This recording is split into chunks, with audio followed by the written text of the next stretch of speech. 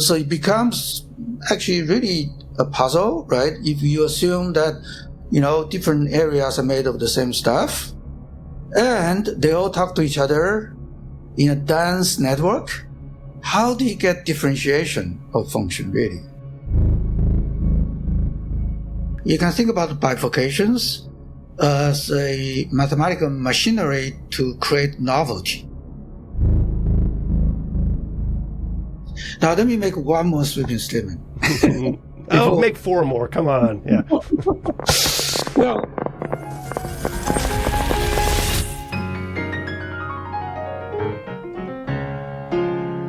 This is Brain Inspired, powered by The Transmitter.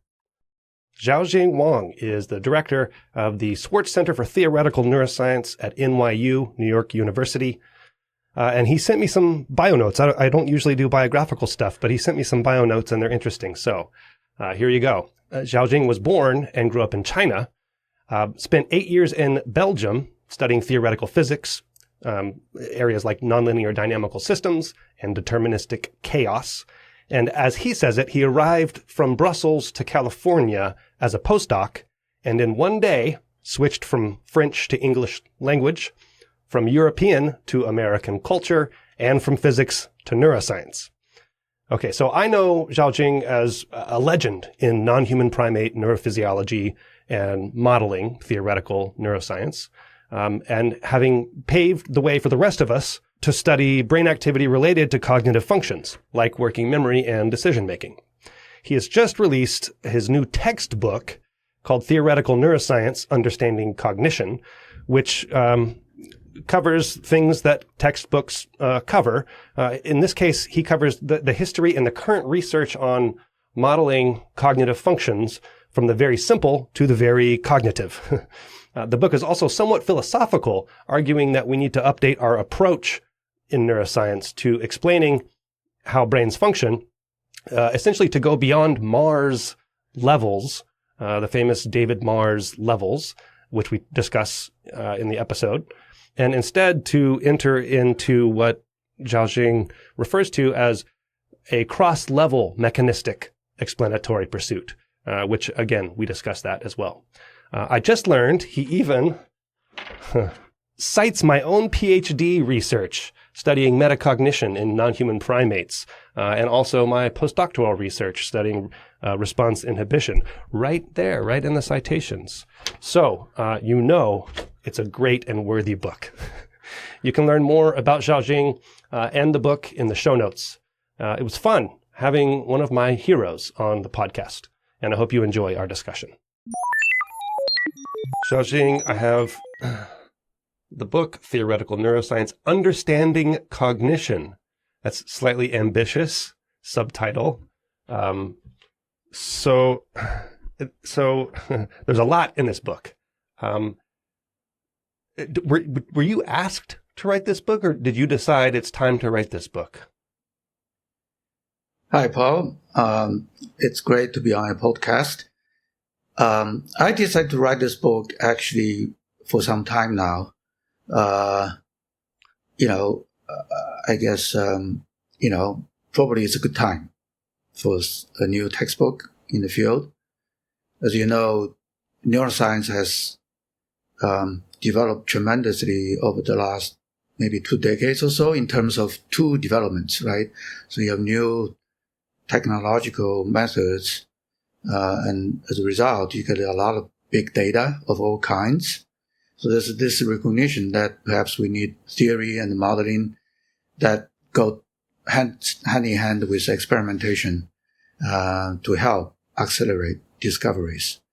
At the same time, computational neuroscience as a field has matured, so maybe this is a good time for a new textbook.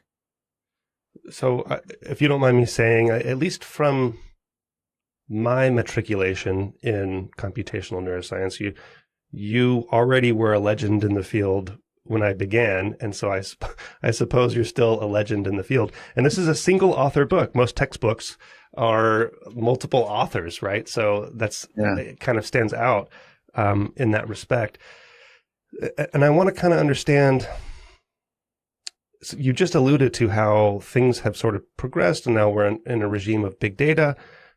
Back when I was beginning, we were recording single neurons. You would lower a single electrode and get 1 or 2 or maybe 3 neurons for a recording session while your animal was performing a task. And that's sort of what I knew you from as well, studying working memory. And you were really early on in the computational neuroscience of working memory and decision making. I would just like to ask you to reflect a little bit about what's different today, besides just that it's bigger and more. What's different today than from earlier on in your career?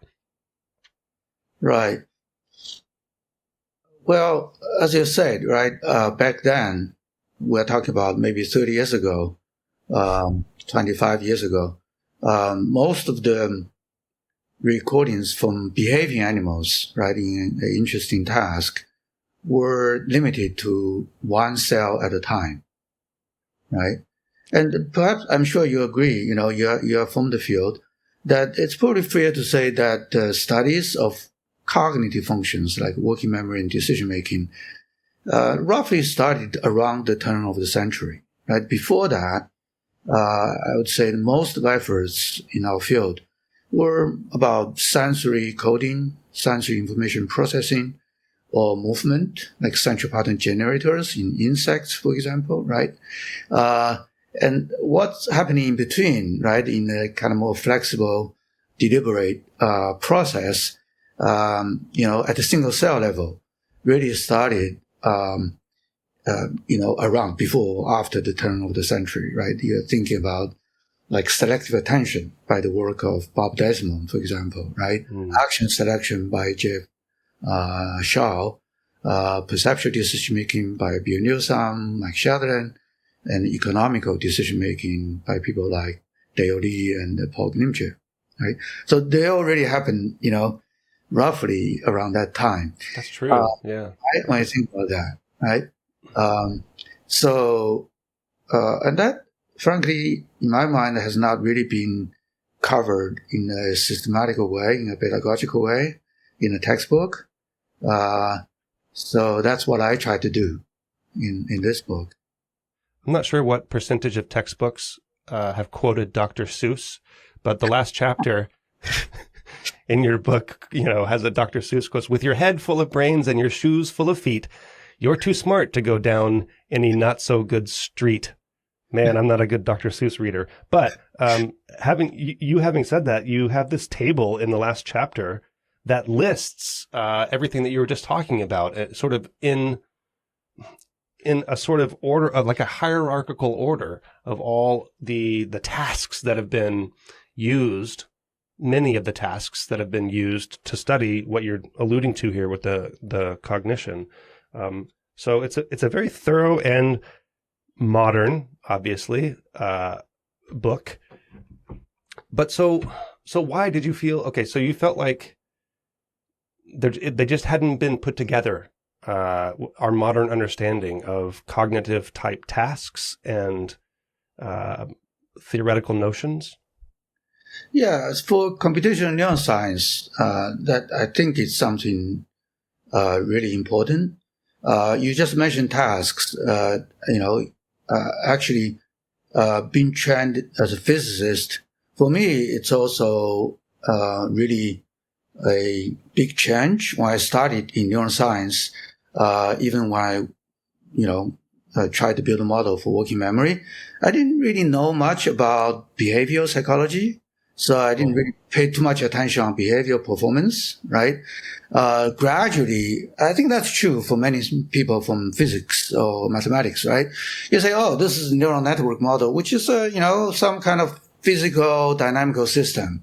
So I'm interested in scale-free dynamics. I'm interested in oscillations, right? As dynamical phenomena without thinking too much about tasks, right? So that is for me really a very interesting, personally, change, and gradually how you appreciate, the tradition and, in psychology, right? And how people design tasks. to really get to the specific questions about how the brain works. And I do think, as you know, computational neuroscience is very cross-disciplinary, right? Each time I teach a course, there are always some students from physics or mathematics who didn't know anything about the brain, or, of course, also a few experimentalists trained in biology with a relatively weak math background.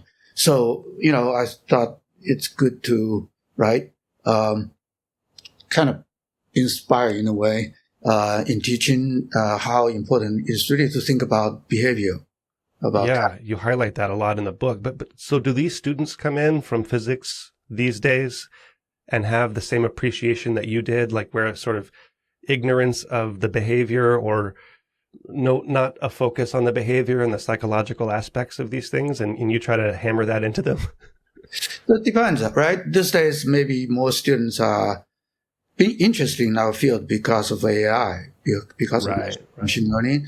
But I would say it's probably still the case. It's still common, at least, right? People from quantitative fields may not, have had exposure to this richness of behavior, right? And brain functions. But people that are interested in AI might be more interested in benchmarks, which is different than behavior. Right. So maybe I'm not sure if that's a nuanced difference. What do you think about that? Yeah, sure. I mean, that is about performance, right? Performance. That's a very general term, but yes, okay. But performance of what, right? So, I guess different people are interested in different things. That's the other thing I found interesting. Perhaps we can discuss, in this dialogue. Namely, in some sense, we're a bit schizophrenic when we talk about the brain. And I'll tell you what I mean. Okay? Yeah, please. So, of course, we all know, right, that different mental processes, different functions, somehow depend on different parts of the brain. Right? We know that for vision. We know that for audition. We know that for motor behavior. But very often when we talk about quote-unquote neuron computation, generically, for example, right? When we talk about the relationship between the brain and AI, we kind of throw that away, right? We kind of don't really emphasize functional specialization. Modularity? Like modularity, right? So, right, you can, for example, you can maybe do a survey, right, for the general public, or even for AI researchers. How much do they know about the differences between the the ventral stream of the visual system that were the original inspiration of the convolutionary neural networks, and the dorsal stream, right? What are the differences and why? How to explain the differences? I bet very few people really, really think hard on that, right? So that's what I mean. But, we know that they're different, but still, perhaps it's good to, really dive into more depths, right? How different parts of the brain really can subserve different functions, right? That's the question of modularity. Does that make sense? Go ahead. Does that make sense to you? Yeah. Yes. So I immediately want to ask you now about like working memory. So I sort of think of you as being famous for working memory, and then revisiting a lot of your historical work. You're famous for a lot of things. But one of the things that you talk about is that, there are lots of circuits, lots of areas that have working memory types of what you would think of as working memory types of activity within the circuitry throughout the brain. And this speaks to the modularity that you were just discussing. Is that a good example, do you think, to illustrate the modularity? Yeah, definitely. So, as you know, in neuroscience, usually we get hints from damaged patients, patients with damaged brain, right? So, And then later on, you could do lesions, careful lesion studies. And those studies point to the role of, say, the prefrontal cortex in working memory, right? And that led people like Fuster and Patricia Goldmarkish, right, to put the electrode into the prefrontal cortex in behaving animals, performing a working memory task. It's very nice because all you do in delayed response task is not to allow animal to respond right away to a stimulus, but you have to hold in mind in working memory, maybe do something about it during a delay period before you can perform a memory-guided response. Right, and we should maybe define working memory as a sort of temporary memory, but also information processing within that temporary hold. Right. Yeah, the key is that it's not enslaved by environment. So it's something internal, right? So when you see some working memory signals, they are not directly driven by external input. It's during a time when you kind of hold something in your mind. And so that's really interesting in contrast to, say, primary sensory neurons responding to stimulation. Right. Right. But our entire brain is highly recurrent. So these types of signals are basically kind of everywhere. There are some areas where it's more pronounced, I suppose. So speak to that for a moment. Yeah. Well, so there are multiple parts, in addressing this puzzle. I would say it's still really a puzzle. Actually, it's becoming, I would say, one of the really key central questions today. And I'll explain to you why, unpack a little bit, right? So, because these days, in contrast to what we said just earlier, that you could record from one cell at a time, today, with the advances of tools like neuron pixels, people record from thousands of single neurons in multiple brain regions at the same time, from animals doing some task, right? And so people then, analyze those data in different ways. For example, you can decode what's encoded in neuron activity, right? In different parts of the brain, and found that you can decode, say, working memory signals in many brain regions, right? Okay. Yeah. And that's very interesting. So suggesting that working memory is distributed, right? It also, I would say, creates some kind of confusion, right? We can ask a bunch of questions. We don't really know the answers to those questions. Why is that when you see some neuron signal in a area, right, you can ask, how does that happen and why, right? For example, as you said, right, areas really interact with each other. If you just look at the connectomic measurements in the primate cortex, for example, right, about 67% of all possible connections are there.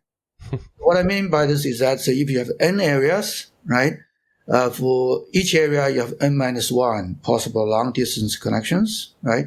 So altogether you have n times n-1 possible connections. Yeah. Out of that, about 67% of all connections are there. I mean, the proportion is even higher in mice. People say 95%, 97%. I did not know that. Yeah. Huh. That's interesting. Wait, so that means it's more modular at quote unquote higher levels in the taxonomic tree, like in primates, non-human primates and human primates. That would make it more modular, right? So it would make the mouse brain more homogeneous? Maybe, yeah.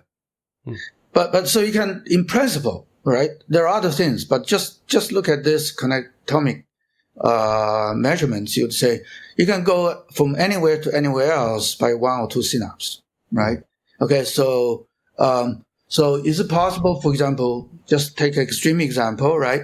Maybe in the end, working memory depends on only a few areas, but by virtue of interactions, some other areas, have, some kind of working memory signals as a result of receivers, right? As a receivers of projections from the core, right? For example, right? That's a possibility in principle. Yeah. Right?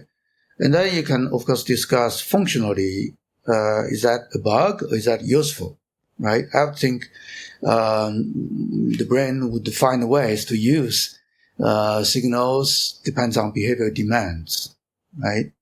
So those are the questions that people are starting to study, motivated by new data, right?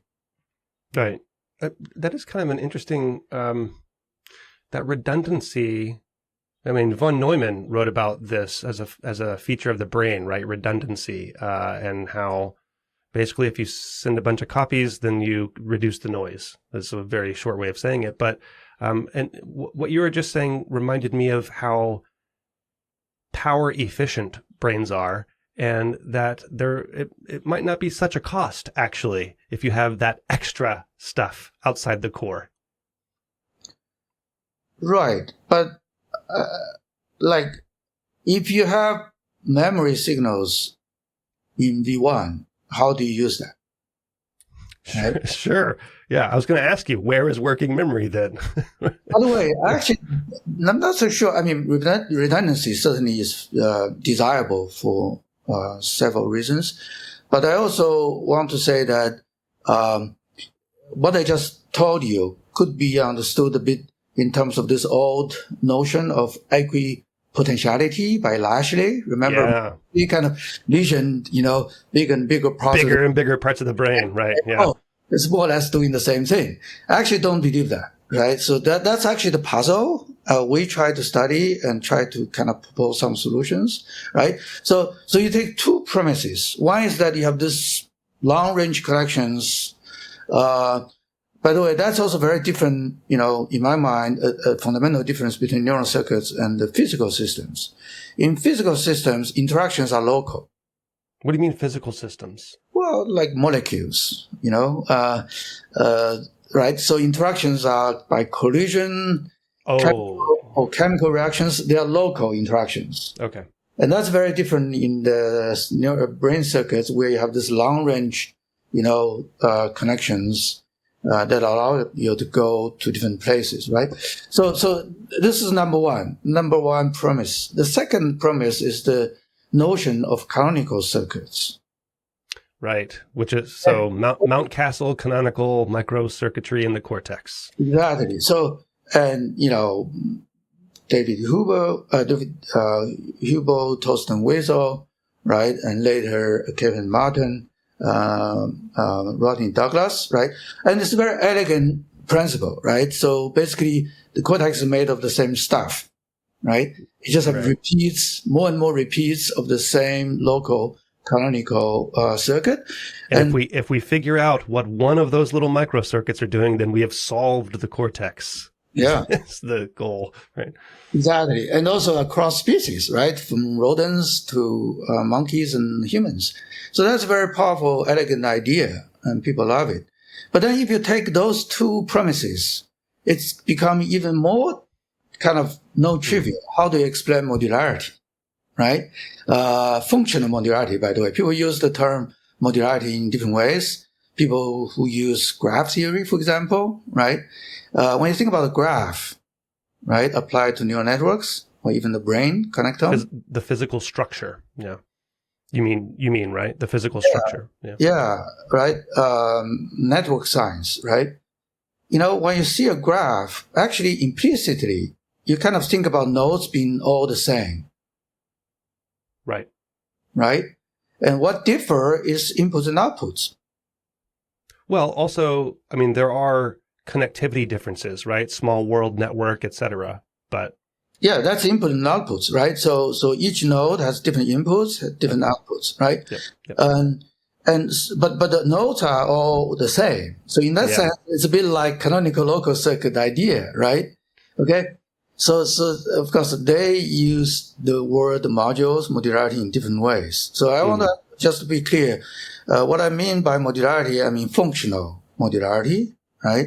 Like working memory, right? Is a module dedicated to working memory, right? So it becomes actually really a puzzle, right? If you assume that, different areas are made of the same stuff and they all talk to each other in a dense network, how do you get differentiation of function, really? I mean, I know that you have multiple answers to this, and it actually doesn't take much. Well, perhaps you could enlighten us how that would work then. We don't know the answer. We do try hard, over the last years to build this model. Yeah. But in principle, I think that we do know the answer, right? I mean, if the answer is that not all cortical columns are the same because they express different proteins, and even these nuanced differences then give rise to different function within the cortical column, right? And then the modularity itself, the connectivity itself, one cortical column is receiving inputs from these 14 different areas, and another cortical column is receiving inputs from 12 of those and one of these. And so there is differentiation just with the input-output structure, just as you were saying. I thought that's what you were going to, talk about. Yeah, great. That certainly is, some other people say, just maybe the canonical circuit idea is appealing, but not sufficient, right? So maybe it's actually not true that different parts of the cortex are the same, right? Of course, we see all kinds of differences. And these days, with the new transcriptomic data, connectomic data, all kinds of data point to that direction, right? So you say, it's just not true. There are heterogeneities. I don't know if you know this. For example, in primates, of course, in the cortex, there are excitatory neurons, pyramidal cells, and inhibitory neurons, right? And in V1, about 15% of neurons are inhibitory, right? 85% of neurons are excitatory. In the PFC, actually, there are twice as many inhibitory neurons. This is prefrontal cortex, which, if you think of the brain as a feed-forward input-output system, the prefrontal cortex is at the top of that hierarchy in the cortex. Yeah, so the prefrontal cortex, or PFC, is the part of the cortex right above your eyes, like in the front, and that has been kind of mysterious for a long time, and only in recent decades we start to realize how important it is for cognitive functions and executive control of behavior. Sometimes it's called a CEO of the brain, right? Right. And so that I actually want to contrast sometimes, PFC with primary sensory area like V1, right? And just to say the difference is quite marked. Well, that's one big difference is just the number of inhibitory neurons, as you just said, is 15% to, how high is it in prefrontal cortex? 30%. 30%. So what does, you hear all the time that excitation inhibition balance is key to neural functioning. So what does that difference mean functionally between those areas? I guess people still try to figure it out. We have we've done some research, try to address this question. In fact, it's something, if you don't mind, I can dive into a bit of detail. I think it's probably interesting for your audience for several reasons.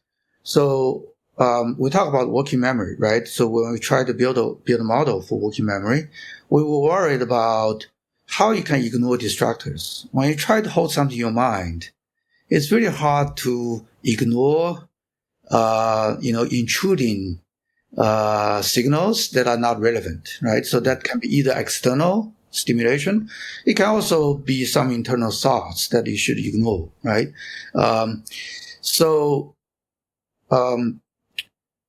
By chance, this was like 20 years ago, so we published the paper in 2004. By chance, at that time, I was talking to an anatomist from Hungary called Thomas Freund. Okay, so we used to think about inhibitory neurons targeting excitatory neurons, right? Controlling excitatory neurons. He was telling me that they just discovered a group of inhibitory neurons that avoid pyramidal cells. They don't target E cells. And that was a big surprise to him. That was in hippocampus. And then I read more about some bits of anatomical evidence. And it turns out that those guys that avoid the pyramidal cells target another class of inhibitory neurons. A different class than their own. A second class of inhibitory neurons, right? And those second class of inhibitory neurons target dendrites of pyramidal cells. Okay? So they're actually controlling input flow to pyramidal cells. Oh. All right? So if this second type is very active, right, it will just block, gate out input flow to pyramidal cells. Is that for sparsity? Is that for an efficient coding kind of scheme? You mentioned hippocampus, and you need sparsity in parts of the hippocampus, but... We first found that kind of cells that avoid pyramidal cells in the hippocampus. But I thought that may be a way for gating, right? So, right. So that gives some names. The one that Front discovered can be labeled by some biomarker. This states VIP neurons, right? Or carotene as a marker, okay? And that's called that interneuron targeting interneurons, okay? Okay. And then the second type can be labeled by somatostatin or carbandin, and they target dendrites, right? So if they're active, they can just block inputs to pyramidal cells. But if for some reason the first type, the VIP neurons are active, they would suppress SOM interneurons, thereby opening the gate. Yeah, this is a concept like disinhibition, which is it's a not. So it's hard to even conceptualize. I mean, it happens in the basal ganglia circuitry a lot, but yeah, that's true. Disinhibiting something, it's for some reason for my human brain, I have to pause and think about it for a second. Yeah. So right. Yeah. And this one is more about dendrite, right? About inputs on the pyramidal cells, right? So we built a model with actually 3 types of inhibiting neurons. Those 2, and then the third one, in turn, actually controls the spiking output of pyramidal cells. So you have the ones that are labeled by SOM that control the inputs, right? And the other one, PV neurons that control the spiking outputs of pyramidal cells. And so this motif with 3 kinds of interneurons, I don't know how many people really know it, was first proposed theoretically in the modeling paper. I'm sorry, so I can link to it in the show notes. This was 2003, you said? 2004. 2004, okay. Yeah.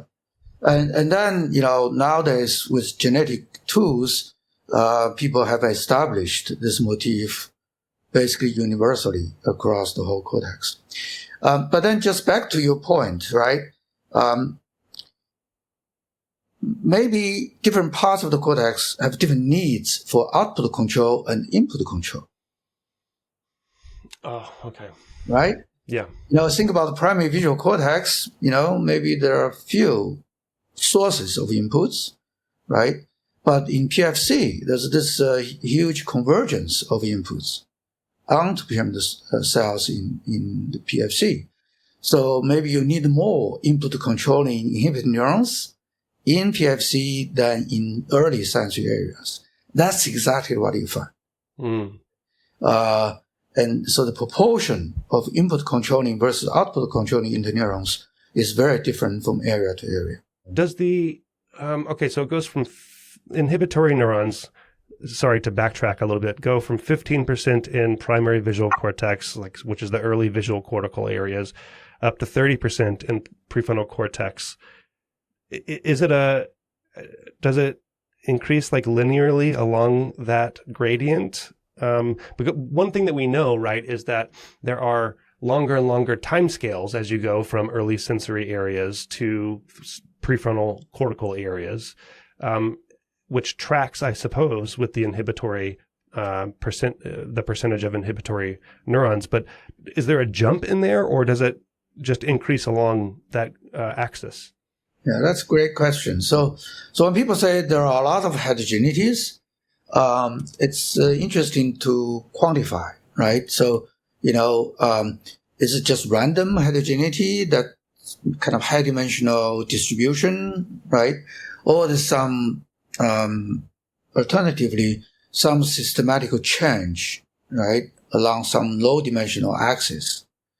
And so we and others, like John Murray, have used different kinds of data to address that question, including the inhibitory neuron proportion, and all kinds of things like even transcriptomic data. And we found that the answer is the latter. So in fact, there are systematical changes of biological properties along certain low dimensional axes, which we now call the microscopical gradient, right? By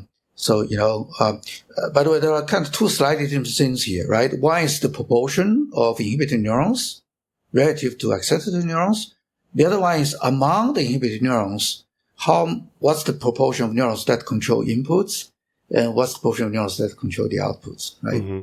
But anyway, they all show pretty systematical microscopical gradients, which is nice because you quantify them, so you have numbers, right? So then you can build a model of the large-scale model, which is, I think, still very new, but promising. So basically you say, I don't, invent connectivity. We just use connectomic measurements to build a multi-regional large-scale, say, macaque cortex, right? And then you introduce gradients of synaptic excitation or inhibition, right? That ensure that you have some graded differences, in different cortical areas.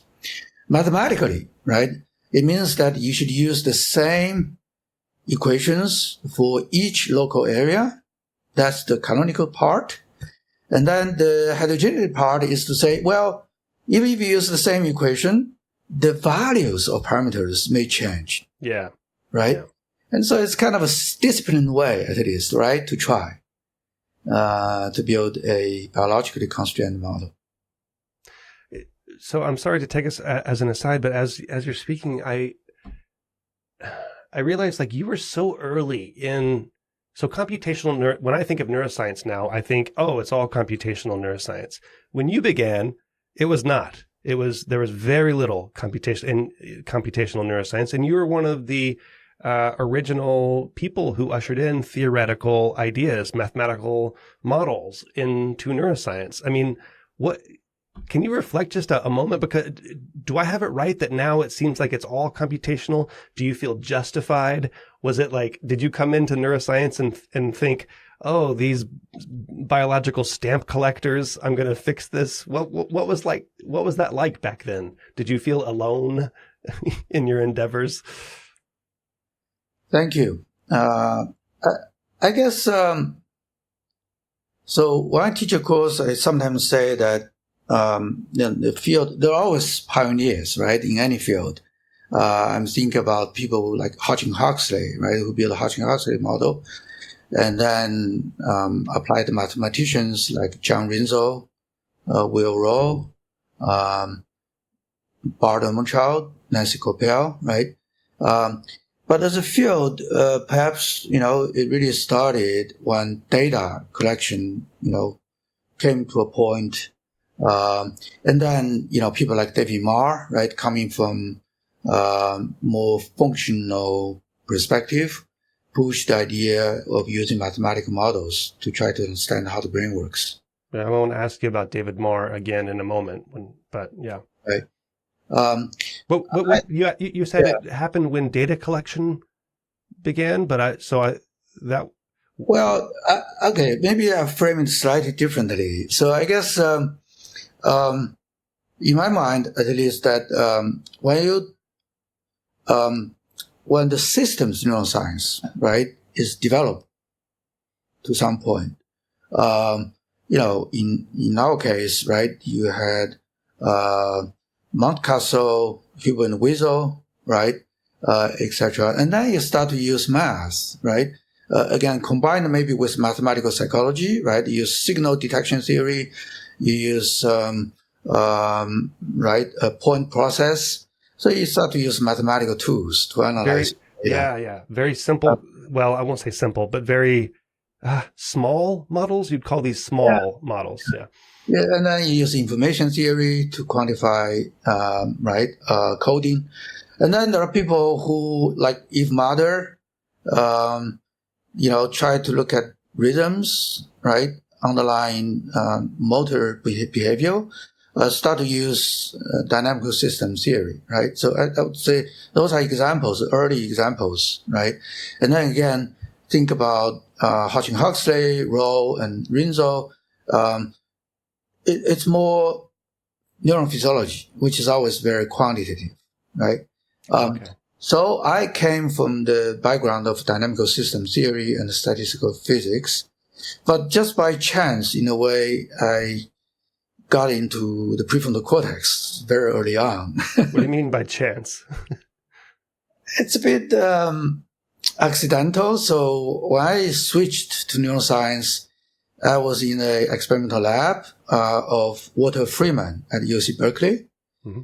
I don't know if you know that his father was the infamous person who performed frontal lobotomy. Oh, no. Okay. I did not know that. Infamous. Infamous. Yeah. He actually performed thousands of cases. He would drive through the eye, ice pick, frontal lobotomy. Yeah. He was the one who would drive his the car from state to state and offer, as a treatment. And he was the one who performed frontal lobotomy on Rosemary Kennedy, a sister of John Kennedy, right? He performed that. And that was, Walter Freeman was his son? Yes. Gosh, do you know how Walter Freeman thought about all that? I don't remember if we had really that conversation. Okay. Anyway, I heard about PFC, and maybe it's important to understand in psychiatry. Although that's hilarious that you came to PFC because we were lopping off PFC and someone's dad was getting rid of PFC, the thing that's not important, and you thought maybe that's important.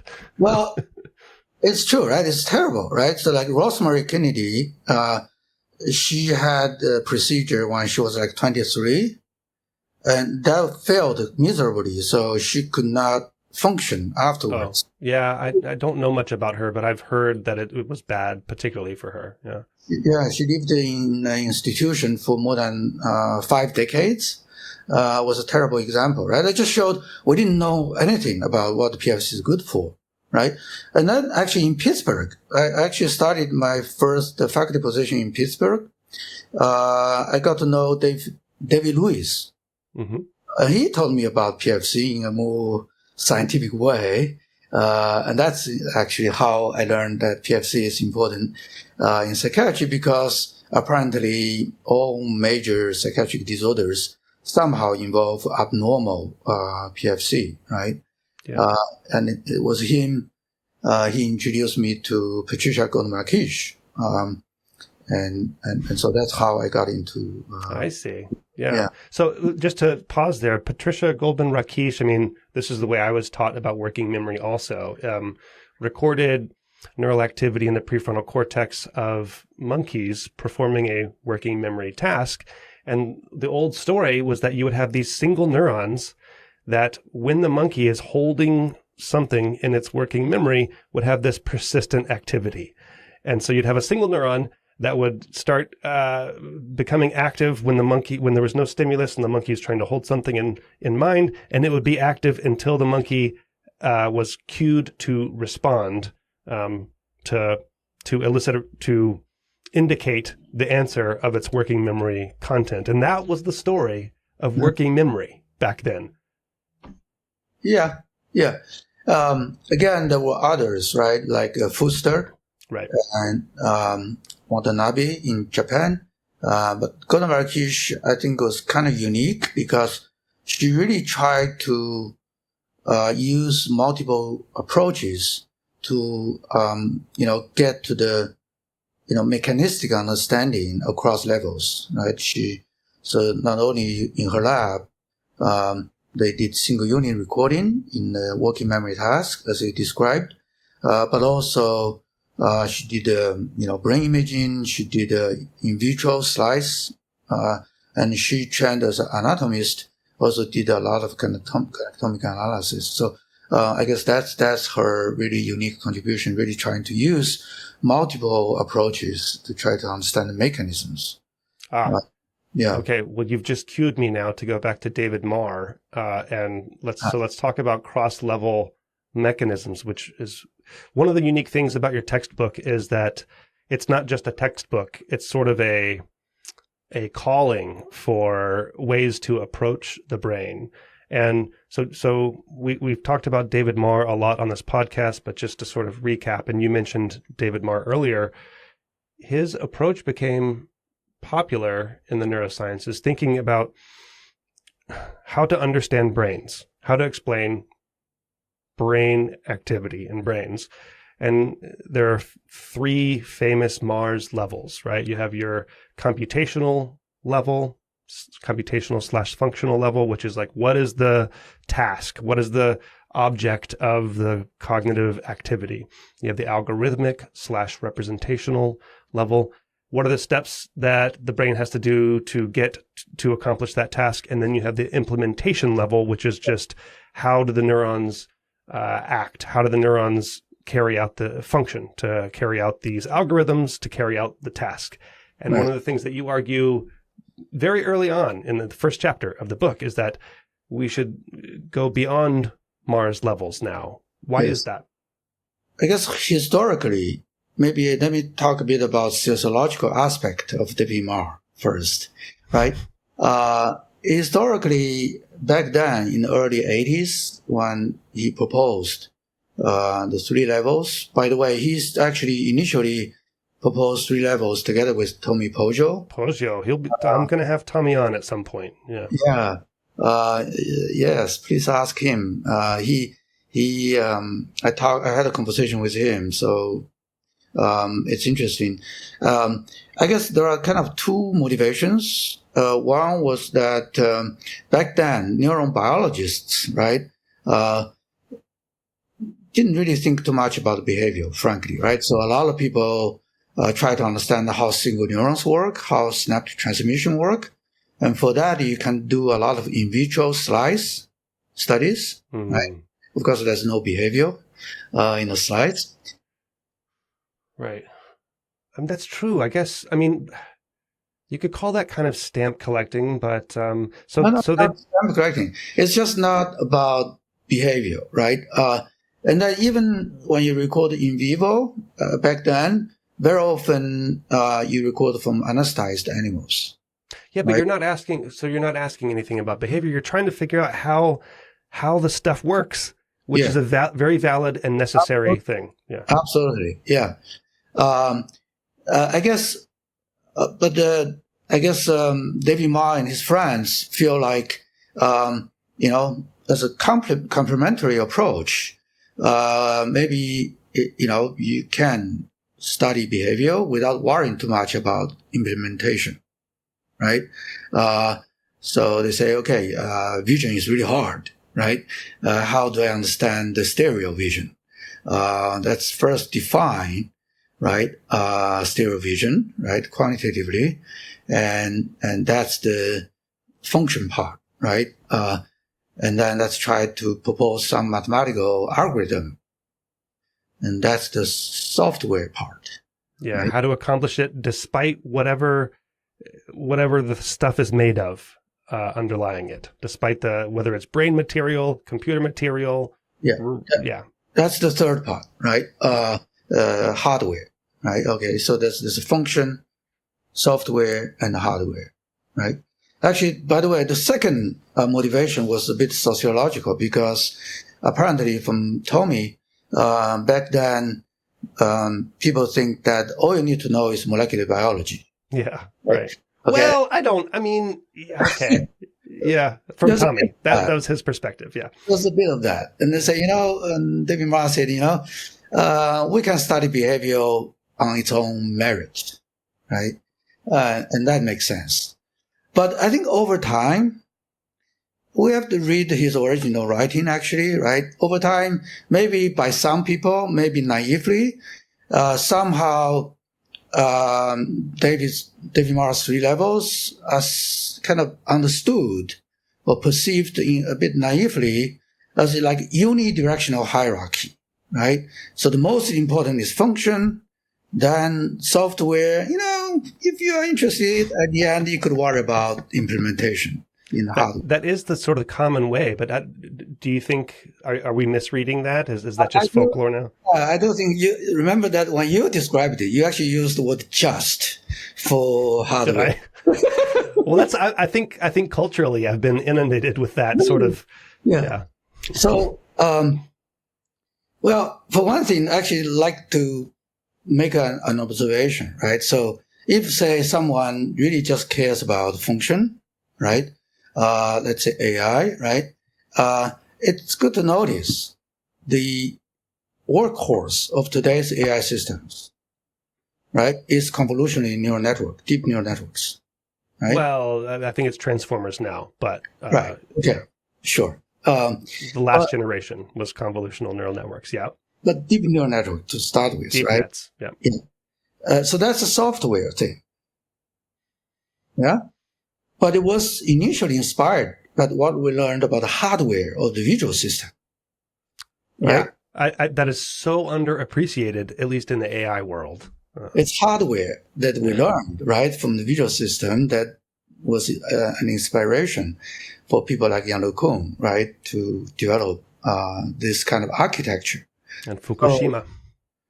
So I would, I can give you examples. I would advocate that maybe we're not done yet by learning from neuroscience, and especially, say, the prefrontal cortex or dorsal stream, right, of the system.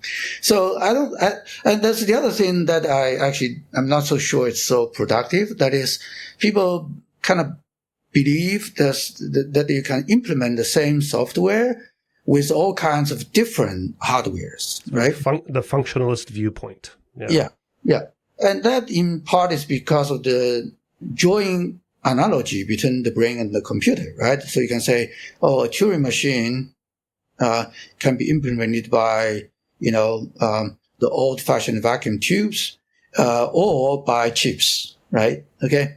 And I'm not so sure if that really is true, in fact. And that a Turing machine, isn't it true in principle? That is true. No, I mean about the brain functions.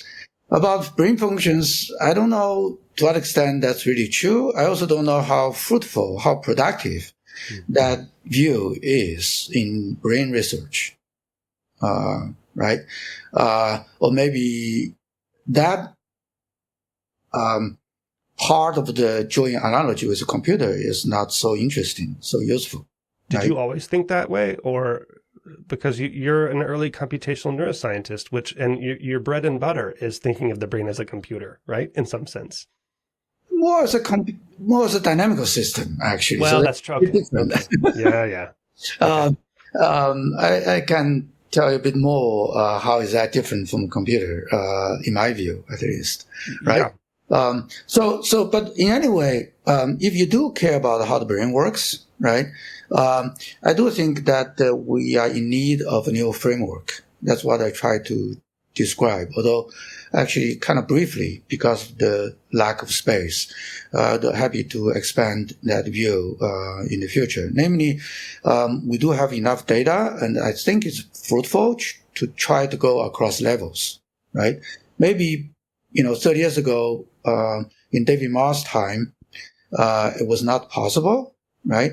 But now I think it is possible, and we have the obligation really try to benefit from big data in transcriptome, in connectome, right, to understand function. Okay. That's sort of the dream, right? So despite whether you go top down, from function to implementation, which is the classic sense in which we in writ large interpret David Marr, or if you go bottom up, the whole thing with David Marr was that, you keep these levels distinct, and there's no need to go across levels. And so you're arguing that now is the time to do this cross-level mechanistic understanding? I don't know if you say the word there's no need, but I think it's reasonable for him to say you can study one level on its own merit. Okay, right? That's a better way to put it. Yeah. So that's I think valuable and important, right? But indeed, again, maybe over time people misunderstood or naively took it in a too simplistic way, right? It's like one directional hierarchy, which I think is not so necessarily fruitful now. It depends on your goal, right? I'm just saying it is now really doable. Actually, I just give you an example, right? So ignoring distractors in working memory is a functional thing, right? Mm-hmm. And I kind of say that, in fact, this disinhibitory motif, right, of three kinds of interneurons is not just implementation, but a kind of specific circuit mechanism that potentially can explain gating, right? So then you can go across levels in that sense. So at least it's doable, right? So depending on your goal, I think very often it's worth trying this way. Let me give you another example, if you don't mind, from my own experience. That is about building a model for working memory. Okay, so you may, I don't know, wonder, how do I get into decision making, right? And that, in a way, also is by accident. Okay, I'll tell you how that happened. Not lobotomies. Right? You didn't get there by lobotomies. It's basically our struggle, right? So this is my struggle. So when we build, so the idea of working memory signals representation, right, is that it's maintained internally by recurrent interactions. Okay, so it's not driven by external stimulation, like neurons in V1, for example, right? Like you and me, right? I talk to you, you talk to me.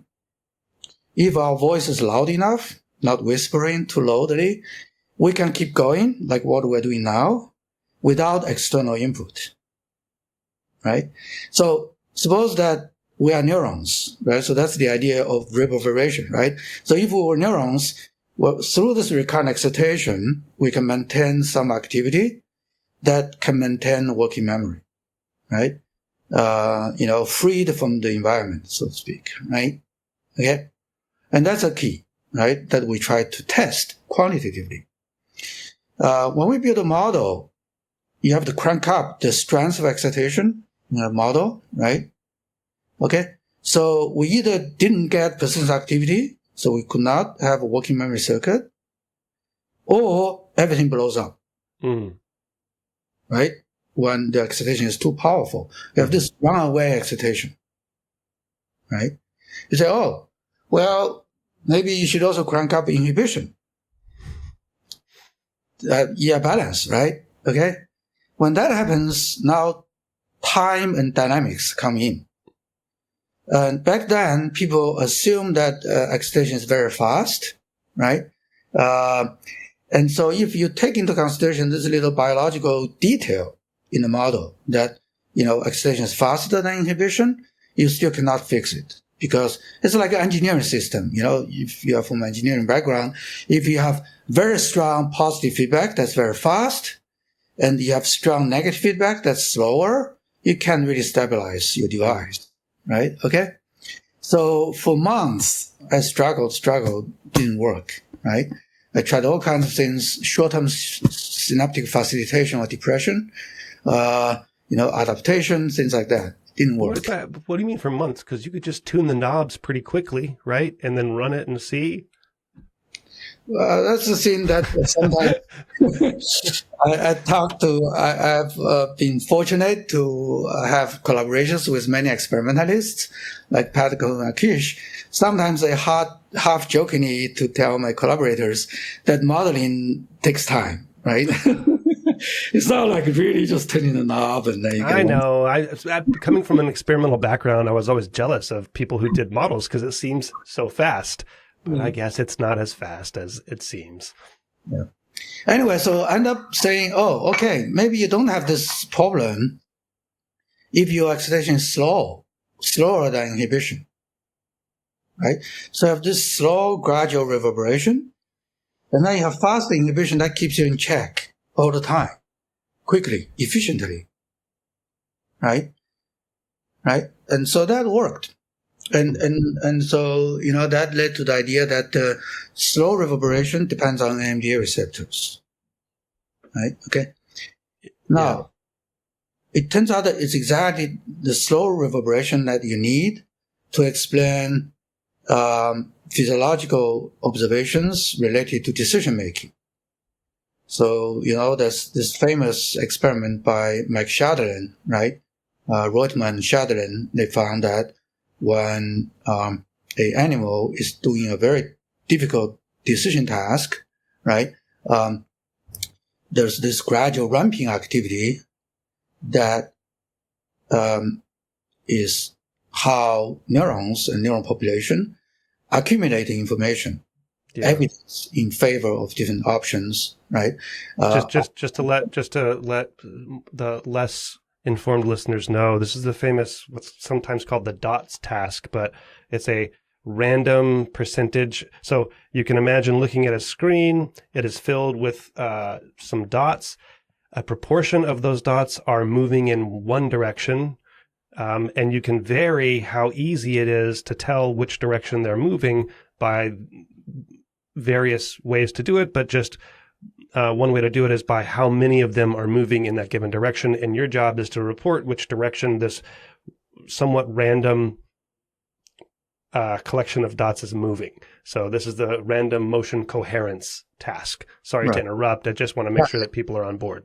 Exactly. So I guess the beauty of it is that you can parametrically change the task difficulty, right? So by changing the fraction of dots that move coherently in one of the two directions. Right? Yeah, so it goes from super easy to you can't tell at all, and you can vary it at very minor steps.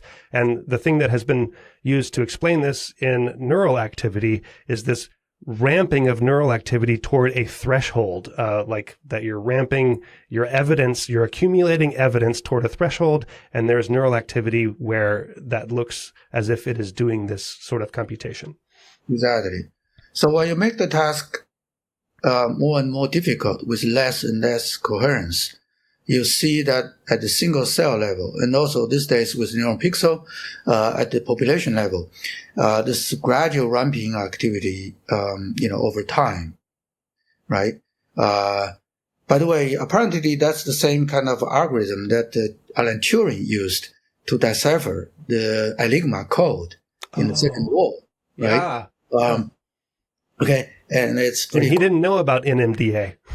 Right, they didn't know. So, well, it turns out that it's really, frankly, a shock that we just took the model designed for working memory, from the shelf, and applied to this dots perceptual decision-making task.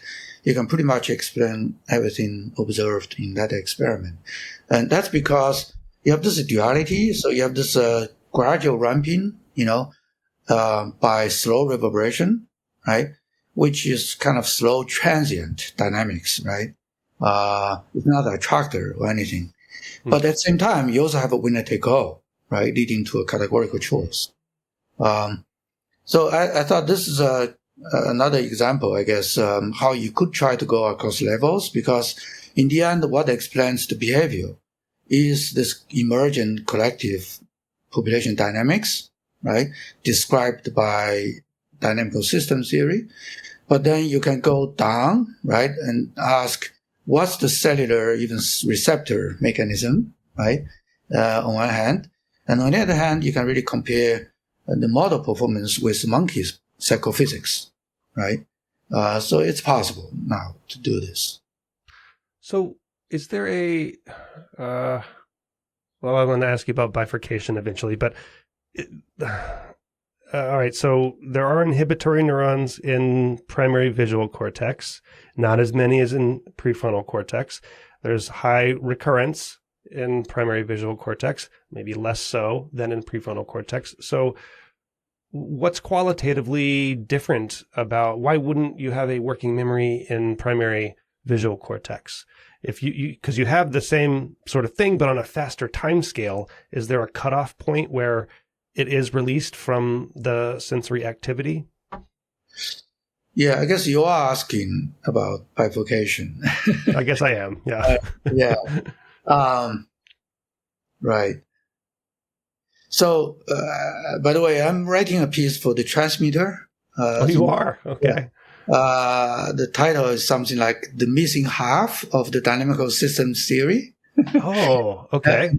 And the missing half is bifurcation, right? So these days, dynamic system theory is becoming really common and popular in neuroscience. Yeah. And that's where you came from. And then did it kind of go away for a while? Like, why is it, and it has reemerged? What is your viewpoint on the popularity of dynamical systems view? Yeah, I guess it's really driven by data, right? So basically, again, when you have just one spike trend from a single cell at a time, you probably tend to focus on time series analysis, right?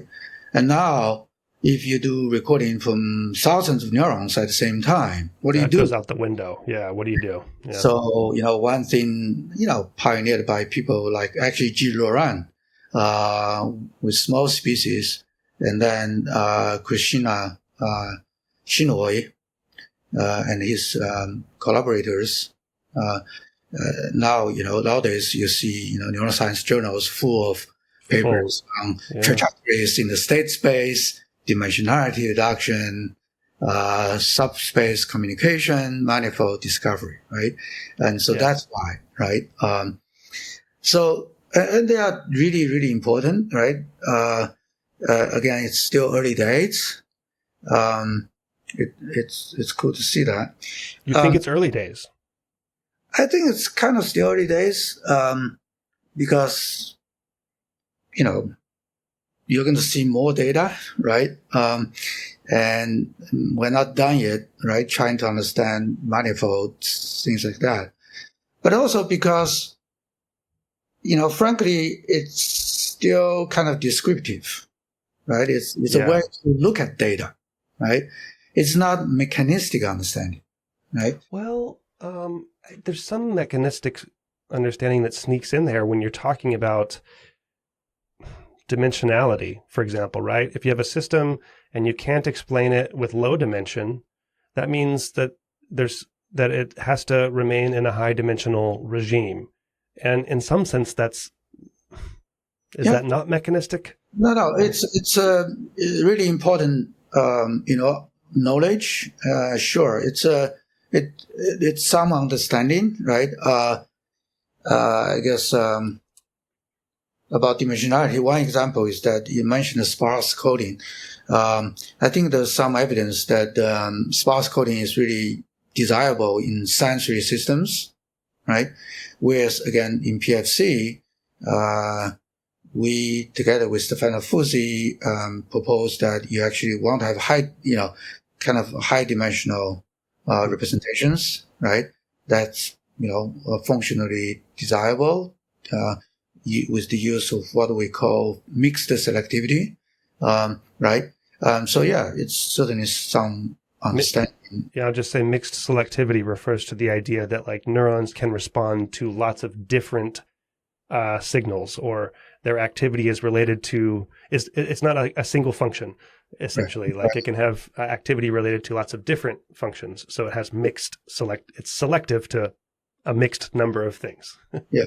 And for that, it's maybe that's really important for flexibility, right, in that circuit. And that requires high dimensionality, of representations. So I agree with you that, certainly is very important. But by mechanistic, I guess I mean circuit mechanism and across levels again, right? So for example, when people say, communication between areas are done by subspaces, right? Yeah. Probably we would like to know, that's interesting. That's a discovery, right? By itself. But maybe we want to understand how does that happen, right? It's also just a slippery notion. I've used the terminology myself enough that I feel comfortable with it, but I don't really know what I'm talking about when I say subspace. We can maybe that's a very interesting topic. Back into that some other time perhaps. But again, it's for me. Maybe let me give you an example, if you don't mind to go into a bit technical detail. Sure. This again has to do with PFC dependent behavioral flexibility, right? Brandon Milner, psychologist, pioneered this paradigm as a test for normal prefrontal function called the Wisconsin card sorting test. Right? Okay. So you are given a deck of cards and you're supposed to sort the cards in one of the three ways, right? So on each card, you have a certain number of colored shapes. For example, this card has 3 green triangles. Another card has, say, 4 red squares, right? Okay. So you are sorting the cards either by color or number or shape, right? Okay. So if the rule currently in play is color, you sort all the red, cards in one pile, green on another pile, etc. Without being told, the rule can change suddenly, right? So in principle, when the rule changes, you now have to do with the same cards, right? Sorting in a different way. Learn the new rule just by observation. Just by observation and feedback. So you're told that you did it right or wrong, right? People with schizophrenia, for example, or frontal lobe damage have real difficulty performing this task, especially switching the rule. They tend to perseverate, just keep following this old rule, even though they are given negative feedback, right? Okay. So we built a model for something like this, which in principle requires internally maintain the rule across a long stretch of time, right? And then switch the rule when warranted. Okay. And what we found, just, cutting, to the conclusion of this modeling study, is that the representation according to different rules correspond to different subspaces of neural population activity, right? Okay.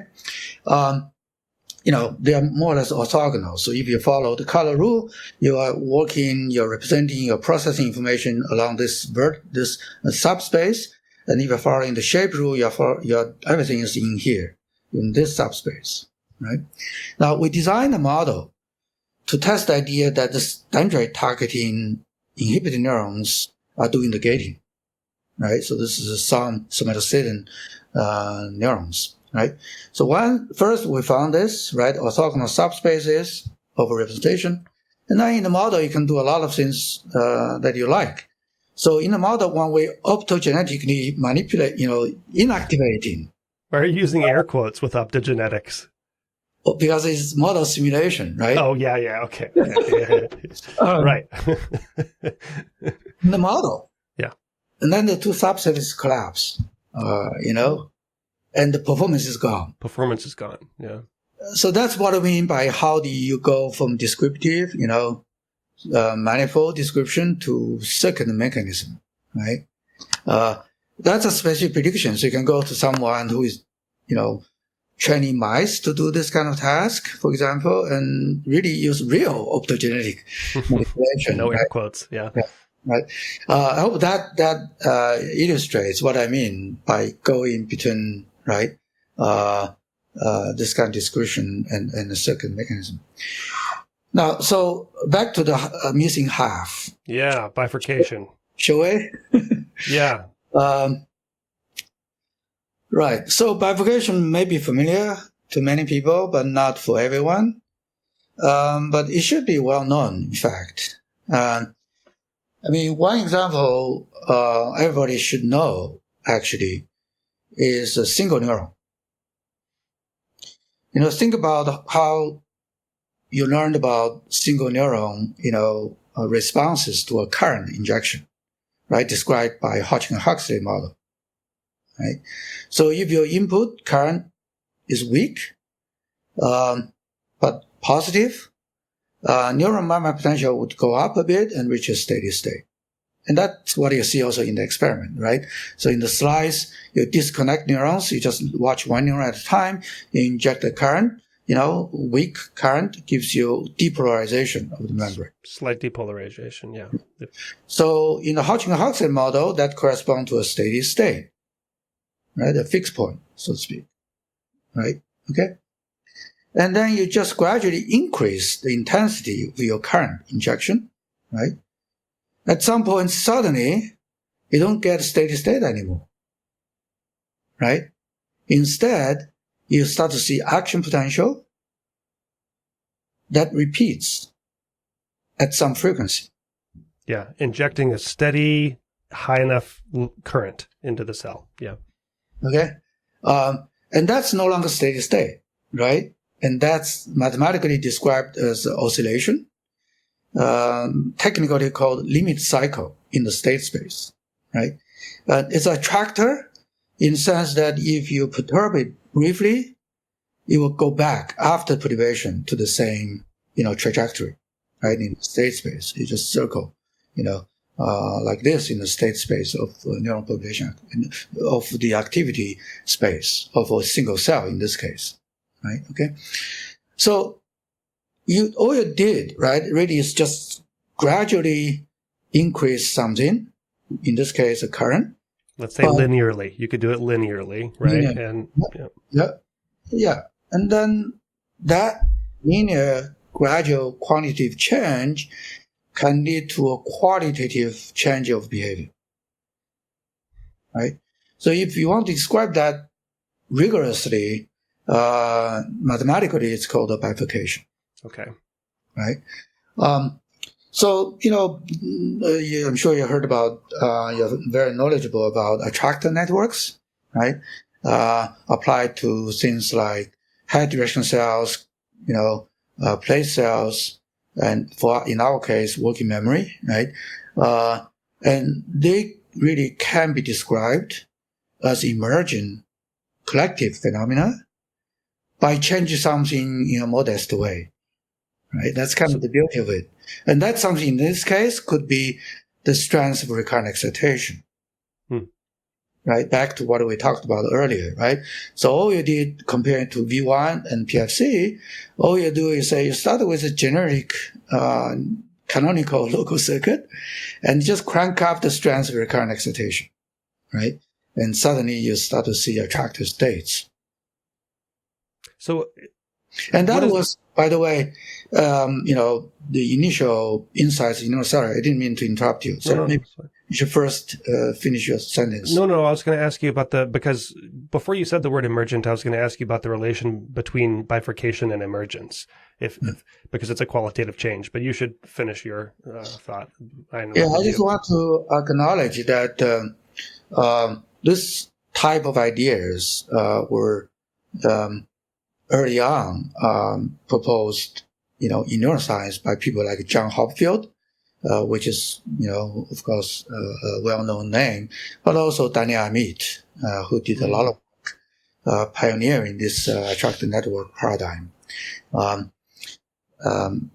so that I think is one example where the idea of bifurcation is useful, right, in neuroscience, and not as well known as it should, I think. So do you think that that's missing from the current zeitgeist of the dynamical systems approach? You think it's not appreciated enough? How is bifurcation missing the other half?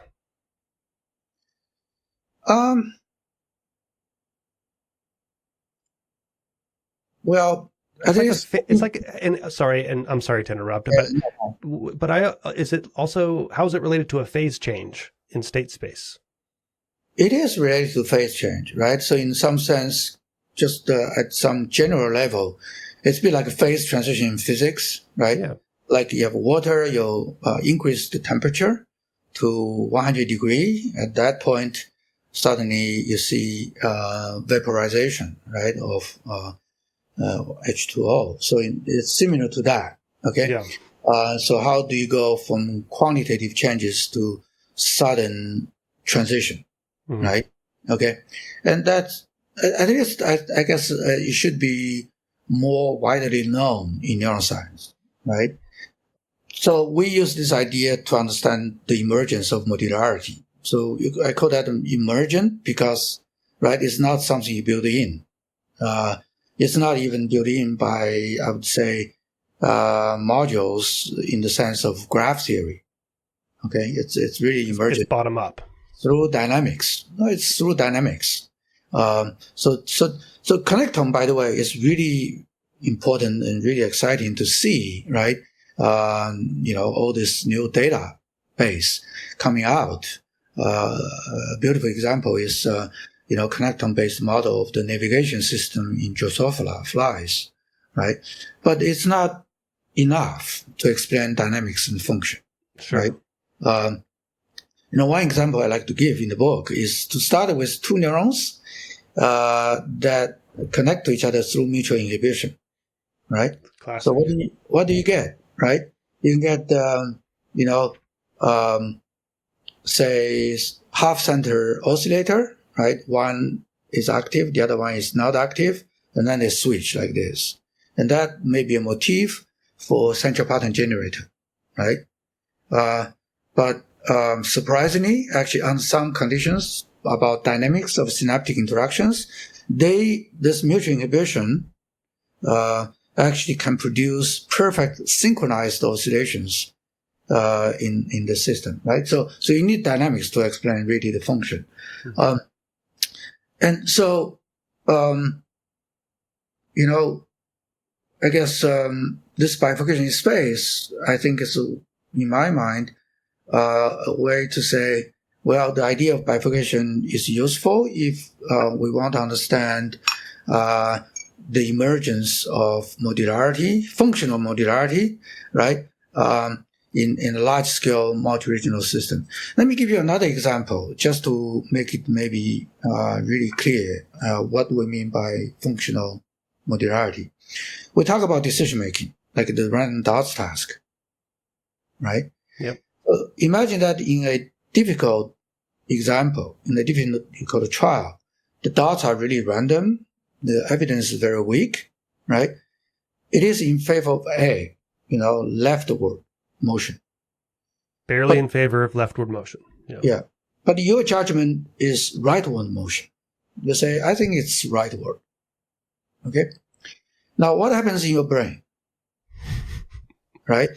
So you'd say the retina, right, encodes, faithfully the physical stimulation. And so retina should have more evidence in favor of leftward motion. Maybe it's the case with V1. Maybe it's the case for MT, which is a specialized visual system for motion information processing. Along that dorsal stream that you spoke of. Yeah. But then where suddenly you see the signal about subjective decision, right? So there are certain areas that are really coding the physical stimulation, A, right? And then there are some the other areas say, no, I think maybe it doesn't know A, it says it's B, right? So that really is responsible for your subjective choice.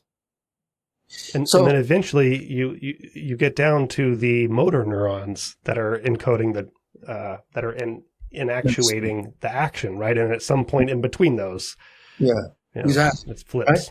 So that's I would say that's a question of functional modularity about subjective choice. Let's say, okay, let's define a functional modularity responsible for subjective choice.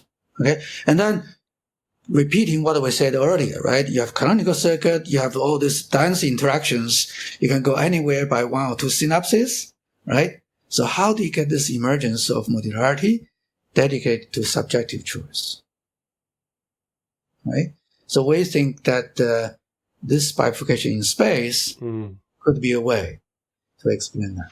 So it makes it sound like bifurcation is a very sensitive thing. You mentioned Eve Marder earlier and her work with rhythmic gustatory patterns in things like lobsters. And one of the take-home messages of her work is that there's a lot of different ways to get the same result. There's a lot of degeneracy. There's a lot of multiple realizability, which I'm trying to think about how that sits with the idea of bifurcation, which what you're saying is bifurcation is a super valuable thing in your system to be able to change, to flip the state space, to change phases essentially, right? But her work shows that you can be in the same phase under lots of different regimes, even if you try to bifurcate it. So how should we think about that? No, that's interesting. Right. So it's a bit, I guess, more related to the question of redundancy, right? So you want some function to be robust, right? In spite of changes of environment, changes of, or in the face of perturbations. Actually, some people took Eve's findings in terms of multiple realizability, right? Is the same function can be realized in different ways. That turns out to be a bit too simplistic. So her own work later showed that, in fact, in the crabs or lobsters live in different environments, right? Right. Yeah. The temperature changes because of climate change. She actually had a paper on climate change, Yeah. And how she's been on my podcast and she's passionate about that, and she observes it in the ocean, like where she lives. Yeah, exactly. So that's about the usefulness of redundancy, right? Okay, but here, if I put it in a kind of radical way, in a way, but I actually believe there's a kernel of truth. You can think about bifurcations as a mathematical machinery to create novelty. Okay. Right? Functional novelty, right? Functional capabilities. So how do we really explain functional novelties? Of course, biological evolution is the ultimate answer, right? But if you want to understand, if you are given the same kind of stuff, so to speak, canonical circuits, how can you, really explain different functional capabilities in different parts of the brain? In a way, well, maybe all you need is differences, quantitative difference of some biology, of right? The same stuff. And more is different. Exactly, but different more, right? Yeah, slightly, but it's slightly different. Yeah, exactly. So that if that's true, right? If we can, as a field, not just my lab, but can push this idea to see if it really is an interesting idea, right?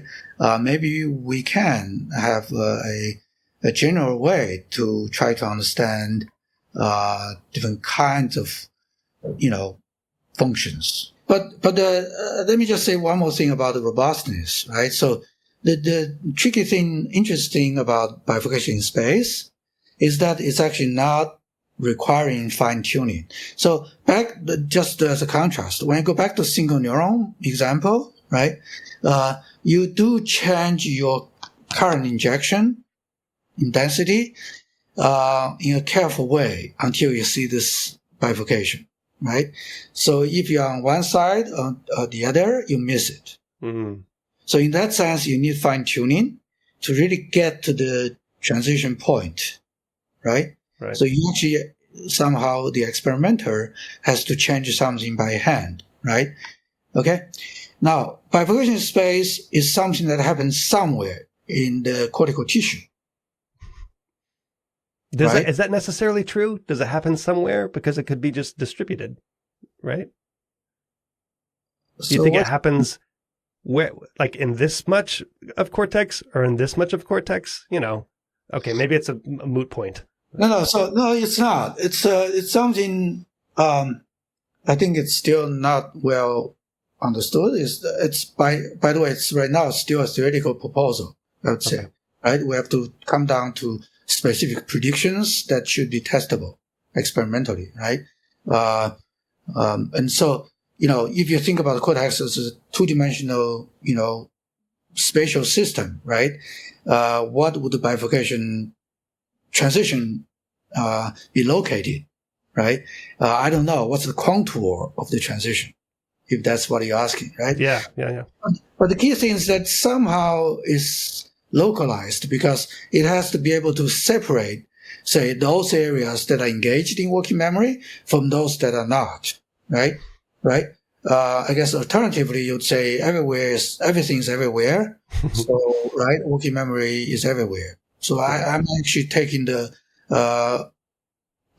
opposing view. I say you do have a module, right, for working memory. It's not everywhere the same, right? So if you take that view at least, right, and see how far that's compatible, that can explain data, right? Then there's some, localization in space, that separates, right, this module, that defines this module. Let me just say one more thing because you asked about fine tuning. Yeah. So that transition in space is very robust. When you change any parameter in your model, for example, I would say in the real brain system, maybe exactly where that transition occurs may be shifted. Okay. But the phenomena, this transition itself, will not require any fine tuning of parameters. Right. And does that make sense? Yeah. Yeah. I mean, this goes to like how you define an area. And what you're saying is the borders can kind of shift and you don't need to be so precise with whether it's 100 neurons or 101 neurons that are doing the task, doing the implementing the function. Yeah, or maybe even at level of areas. I don't know. So depending on behavior demand, for example, you may want certain areas to be engaged in working memory. In some other tasks, you may not. Oh, okay. Right? Yeah. So that boundary can shift according to behavior demand in principle. Right? I'm doing pure speculation now. Yeah. But in what you're saying is like by boundary, you mean different modules active together, like different subsets of areas active and co-active. Right. Exactly. Yeah. So, I mean, that certainly is the case in the model. So in that sense, we still wrap our mind around it because bifurcation in space is so new that I think we need to do more work to really understand it. And we're talking to experimentalists trying to test some specific prediction from that. So when you say it's early days in dynamical systems usage to explain brains, you mean because we're halfway there because we need to explain bifurcations and study them? Again, I think bifurcation should be better known and maybe useful for answering certain questions, right? So if try to be specific, I'm actually really trying to stay away from sweeping statements, right? But sure. But still, and again, I already made a sweeping statement. Maybe this is one way to create a novel functionality. Right? That's pretty sweeping. That is sweeping, pretty sweeping. Maybe it's worth also mentioning that why maybe we should stay away from bifurcations, right? And brain is so complicated. We should embrace different perspectives, right? And it's important for us to have many different approaches to understand how the brain works. One approach is control theory. Yeah. Okay. Well, if you really think about the brain as a machine, from the engineering perspective, like you do motor control, right? You really want to stay away from bifurcation, right? Because that always implies some instability, right? Something that's unpredictable, right? So for certain things, we probably rightly try to stay away from instability and bifurcation, right? Oh, that's interesting. Like the cybernetic view, and maybe cybernetics is coming back too, but maybe for like your sensory and motor systems, you really want to be cybernetic. You really want to be non-bifurcational. But Exactly. for everything else cognitive, everything that we value as our high human cognitive abilities, maybe bifurcations then are actually beneficial. Is that another sweeping statement that you're going to make? It's one way, certainly one way to try to understand, That's interesting. Yeah. Now, let me make one more sweeping statement. Make four more. Come on. Yeah. Well, one more sweeping statement is that how do you explain psychiatric disorders? Mm-hmm. Right? Okay. So, give me an example, right? In spite of enormous efforts in neuroscience, and in clinical research, right? By the way, there's a new book that just came out, by, Nicole Rust. You should get her on your podcast. So it'll be released next Wednesday, her episode that I recorded recently. Yeah. You did. Yeah.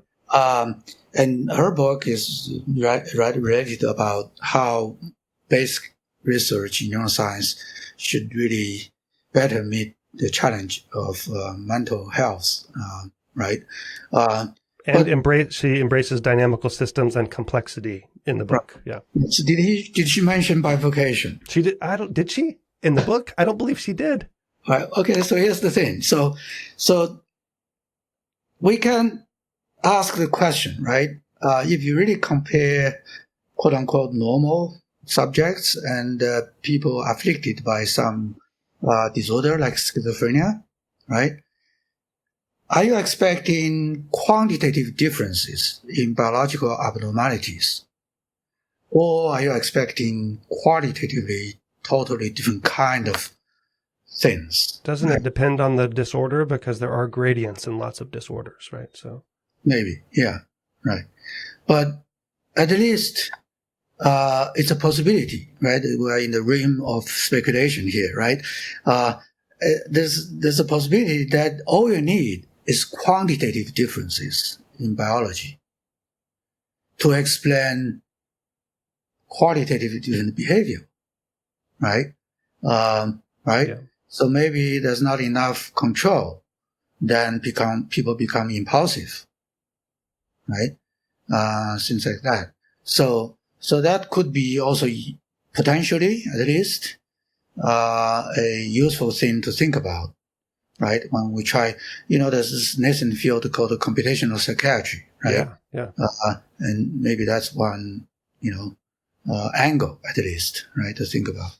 So that's another sweeping statement. And I like that you cautioned against the way Claude Shannon cautioned against using information theory to apply it to everything, because back, right after he invented information theory, everyone was applying it to everything. And he said, no, that this is a very specific thing. It shouldn't be applied to everything. And you made a few sweeping statements about bifurcation, but you also cautioned against it being the solution to everything, essentially. Of course. Yeah. Definitely. Again, different perspectives, right? Different angles. But I think, as part of the theory of dynamical systems, right?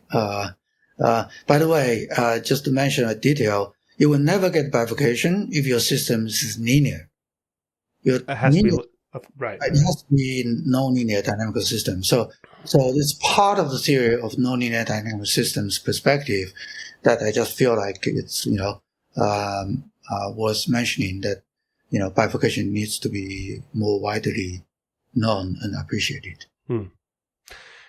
I was just at a conference and we were talking about human cognition and how we can scale brain data to better understand human specific cognition. And I was asking someone, what do you think if you added more, what's beyond our current brain evolution? If you expanded it further, what would that do, right?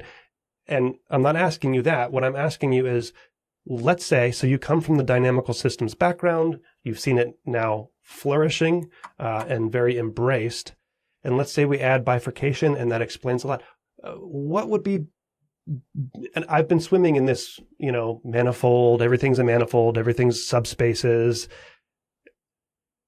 And so now I'm thinking in the same way of like information theory, and we were just talking about bifurcation.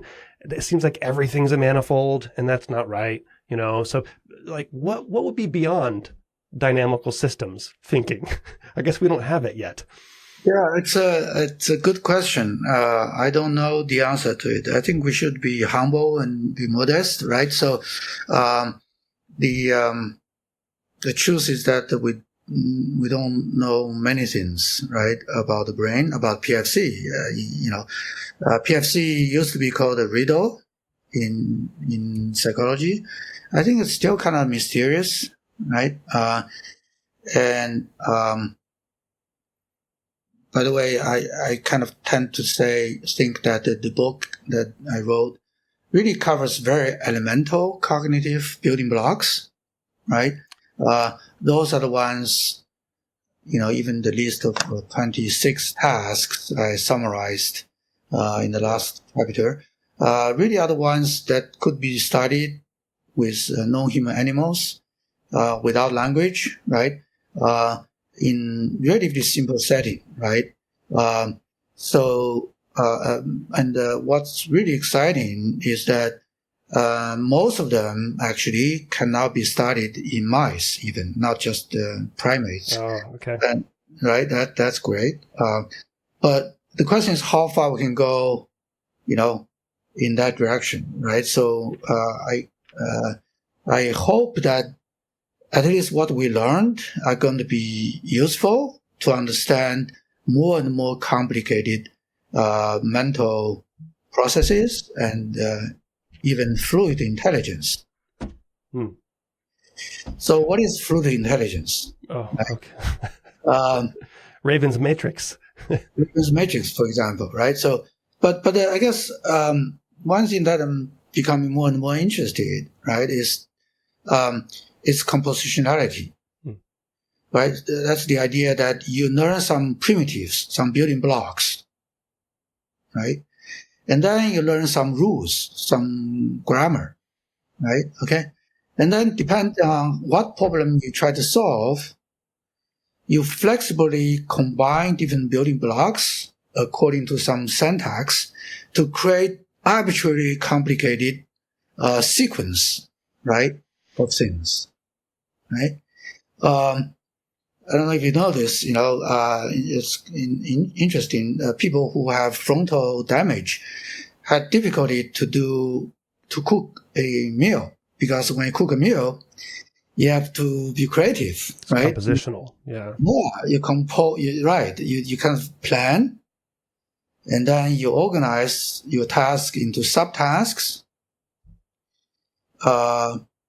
And you have a goal in your mind all the time, right? You go through steps, subtask, and then go back to the task, go to the second subtask, etc., etc. Very often things don't happen the way you planned. Then you have to, meet with, come up with new ideas, to solve new problems until you reach the goal, right? And the people who have frontal lobe damage couldn't do this kind of task. Right. So how, if we could really understand how the brain does it, I think that would be amazing. Okay. So you mentioned mouse earlier, and, a lot of the tasks that you list in the last chapter, a lot of them can be assessed using a mouse model. I'm currently working with mouse, but I come from a non-human primate background. And the reason why I was in a non-human primate lab is because I wanted to study something as close as I could to subjective experience or consciousness. And And then I realized, well, it's a fool's errand, basically.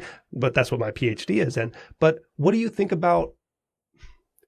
So mice have become more popular again in terms of like, oh, mice can do these cognitive tasks.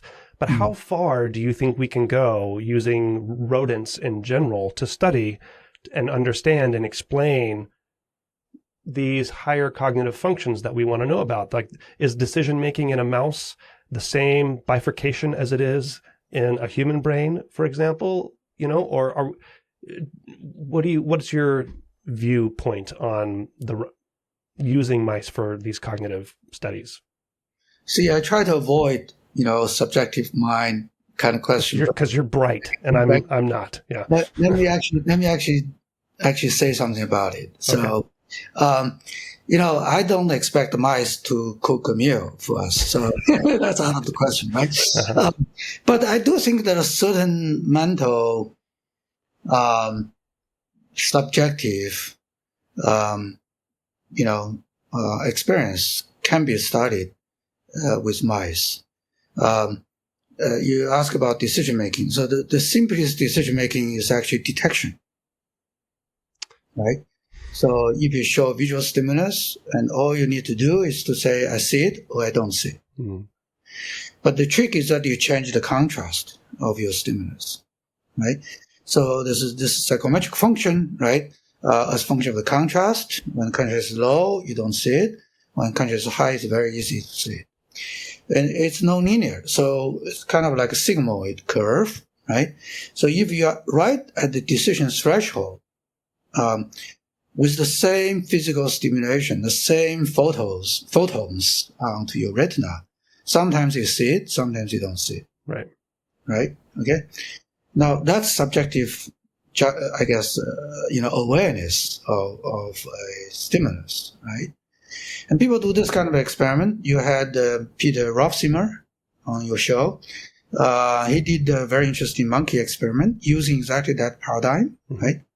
And sometimes they don't show the stimulus, right? And most of the time, the animal says, I don't see it. But occasionally, the animal says, I see it. So that's false alarm, right? Yep. So what they found is that, early sensory neurons essentially reflect physical stimulation, right? Hit trial, miss trial, more or less the same response. No response when you don't show the stimulus. But PFC seem to reflect subjective awareness, right? And you stimulate kind of activity level, in the hit trials or in the false alarm, right? So, if you agree that's, a simple way to look at subjective awareness, I think that can be done with mice. But their prefrontal cortex and for example, like the gradient of inhibitory neurons from visual cortex up toward their frontal cortex is different, right? It's like the bifurcations are going to be all different, even though it's made of the same stuff. That's the worry, right? That we're... Sure. Well, it could be different, right, in details. But again, there should be a module of areas somehow responsible for subjective choice, right? So you think if artificial intelligence has a prefrontal cortex, it'll be subjective? This is what we'll end on. I know I know you're hesitant to talk on this, but before we do that, is there anything else that I haven't asked you that you want to share? No, I think we covered quite a bit, right? Yeah. Okay. Yeah. Perhaps we'll end on this, if you're willing. Frankly, I have not thought about the question of awareness in machines. Yeah, that was kind of a joke. But you wrote to me, AI needs a prefrontal cortex. So why would that be? Right. So that's more about flexibility and fluid intelligence. Okay. So, for example, machines are not so great at multitasking, right? So these days, if you try to train, say, a robot to do more than one task or, software, usually what you do is to just add, different cost functions. You add them up, right, for different tasks, one for each. That doesn't work, right? So PFC is actually crucial for multitasking, right? If we learn about how PFC does it, perhaps, there's some new insights that we can translate through computational modeling to build, smart machines capable of doing multiple things. And I would argue actually thinking in a way, intelligence, solving new problems, in a way it's a bit similar to, complicated sequences of events, except that they're not motor acts. They are internal, right? Events in our mind. So if we really understand how this kind of flexible, generation of sequences with recursiveness, with, compositionality, I think we can go a long way in thinking about smart machines. Okay, Xiao-Jing, it is a joyous and also deep historical and modern view and recounting and perspective on theoretical neuroscience, and it's like an excellent resource. It has it all. Like it reminds me how long I've been in this field and how little I still know. For one thing, but we'll be modest. Yeah. Okay. So anyway, great to see you again. Thank you for coming on, and it's been a pleasure having you on. It was a real pleasure. Thank you.